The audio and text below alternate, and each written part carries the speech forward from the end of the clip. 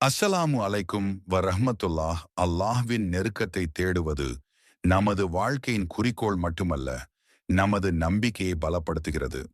அல்லாஹ்விடம் நெருங்கிச் செல்வதற்கான 8 வழிகள். 1. திக்கர், நினைவு.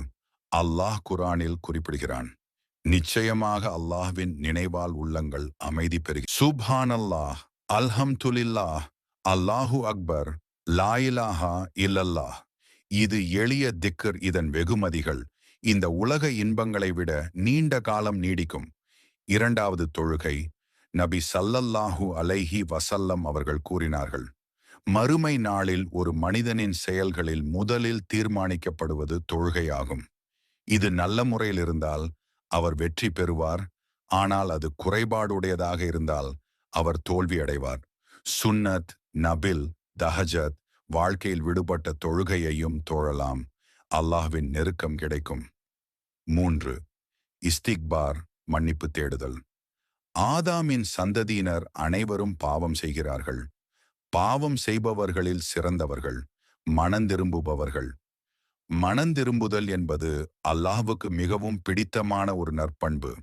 அல்லாஹ் கூறுகிறான், நிச்சயமாக அல்லாஹ் எப்போதும் பாவ மன்னிப்பு கோரி திரும்புபவர்களை நேசிக்கிறான். 4. நபிகள் நாயகம் ஸல்லல்லாஹு அலைஹி வஸல்லம் மீது ஸலவாத் கூறுவது. யார் என் மீது ஒரு முறை ஸலவாத் கூறுகிறாரோ அல்லாஹ் அவர் மீது 10 மடங்கு அருள் புரிவான். உமர் ரலியல்லாஹு அவர்கள், நீங்கள் நபி ஸல்லல்லாஹு அலைஹி வஸல்லம் மீது ஸலவாத் கூறாமல் முடிக்கும் துஆ வானத்திற்கும் பூமிக்கும் இடையில் நிறுத்தி வைக்கப்படும் என்று கூறினார்கள். 5. குர்ஆன் ஓதுதல். திருக்குர்ஆனை ஓதுவது, அதை கற்பது மற்றும் அதன்படி செயல்படுவது ஒரு முஸ்லிமுக்கு அளப்பரிய நன்மைகளையும் சிறப்புகளையும் பெற்றுத் தருகிறது. 6. உறவுகளை பேணுதல். இஸ்லாத்தில் உறவுகளை பேணுதல் என்பது மிக முக்கிய இபாதத் மற்றும் வாழ்நாளில் பரக்கத் கிடைப்பதோடு அவர்களின் ரிஸ்க் அதிகரிக்கப்படும். தாய், தந்தை வழி உறவுகளை பேணுவது மார்க்கத்தில் கடமையாகும். 7. அதிகமாக துஆ செய்வது. அல்லாஹ்வுடன் நெருக்கத்தை ஏற்படுத்தி தேவைகளை நிறைவேற்ற உதவும்.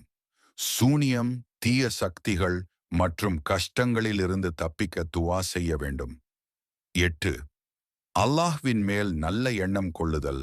அல்லாஹ் கருணையுள்ளவன், நீதியுள்ளவன், அவன் நெருக்கமாக இருப்பான்.